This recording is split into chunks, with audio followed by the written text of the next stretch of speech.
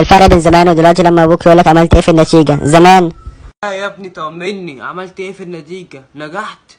الحمد لله يا والدي، نجحت وطلعت الأول على المدرسة وطلعت الخامس على الجمهورية، وهدخل كلية الشرطة زي ما حضرتك كنت عايز يا والدي. أخيرا هيبقى عندي ابن ظابط وهيشرفني. أحمدك وأشكرك يا رب. دلوقتي ها يا ابني، عملت ايه في النتيجة؟ ثواني بس يا حاج بشوفها على النت، ثواني. ها يا ابني، نجحت ولا ايه؟ طمني. اتقل يابا، هشوفها وهطمنك. اتقل بس انت، هشوفها. ايه اتقل دي؟ في ابن محترم يقول لابوه اتقل. ايوه انا، ايه يعني المشكلة؟ ماشي يا صايع، نجحت ولا ايه؟ يابا لسه بشوفها يابا. الله بقى يابا، لسه بشوفها.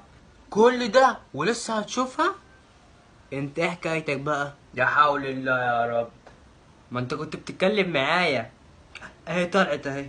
ها، طلعت على الاول ولا التاني على الجمهورية، ولا الاول على الجمهورية، ولا طلعت ايه بالظبط؟ عايزك تفرحني يا ابني.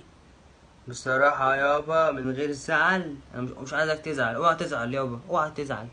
هقول لك كل حاجة بصراحة. بصراحة يابا، اوعى تزعل.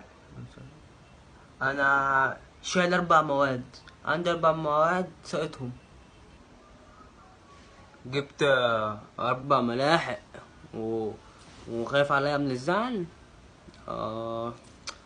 في الحالات اللي زي دي الزعل حرام. لا حرام، الزعل حرام. لكن في الحالات اللي زي دي الاغتصاب بيبقى هو الحل، صح؟